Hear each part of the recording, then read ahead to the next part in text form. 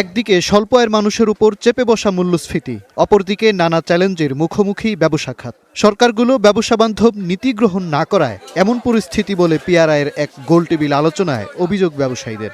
Industry policy তো ministry of industries তৈরি করবে, ট্রেড পলিসি করবে হলো মিনিস্ট্রি অফ কমার্স, কিন্তু ঘুরে ফিরে দেখা যাচ্ছে সবকিছুই কিন্তু আটকে আছে হলো আমাদের ন্যাশনাল বোর্ড অফ রেভিনিউ।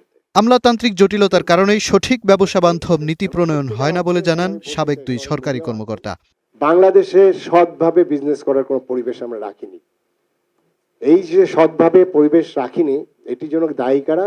হ্যাঁ, আমরা আমলাতন্ত্র এটার জন্য একটা বড় অংশ দায়ী। আমাদের যে টোটাল এনবিআর রেভিনিউ আদায় করে তার 80% ইনডাইরেক্ট ট্যাক্স। যে কান্ট্রির ইকোনমিক সাইজ এত বড়, ইনকাম ট্যাক্সটা কোথায়? কনজিউমার স্বার্থ দেখার আমার দায়িত্ব। তোমরা এই কমোডিটি এই প্রাইস কেন করছো, ওটা কেন করছো? আজকে যে সমস্যাগুলির কথা বলছে কমার্স মিনিস্ট্রি তো অফিসিয়ালি কখনো এই কথা বলে নাই।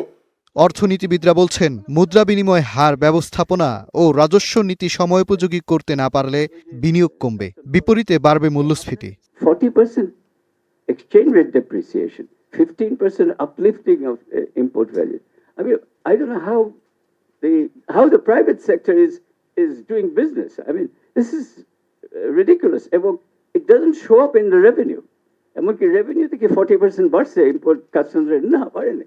আলোচনায় ব্যবসা খাতের প্রতিবন্ধকতা তুলে ধরতে সরকারের উদ্যোগের কথা তুলে ধরেন বিডা চেয়ারম্যান। যে কনজিউমার মার্কেটে গিয়ে ফাইনালি একটা জিনিস কিনেন, তখন তাকে যেই প্রত্যেকটা ধাপে মার্কেটে যাওয়া থেকে ওই জার্নি থেকে শুরু করে ওখানে কিনে নিয়ে আসার ধাপে যেই ধরনের সমস্যার সম্মুখীন হতে হয়, সেগুলা কিন্তু প্রিন্সিপাল লেভেলে এই সমস্যাগুলা নিয়ে পলিসি আছে, কিন্তু এক্সিকিউশন নেই। পণ্যের উৎপাদন ও সরবরাহ ব্যবস্থায় যেসব অনিয়ম ও প্রতিবন্ধকতা আছে তা দূর করার পরামর্শ দেওয়া হয় আলোচনায়। The entire government machinery needs to operate. So let's see. আমরা চেষ্টা করছি। মাজহার মাহবুব, স্টার নিউজ, ঢাকা।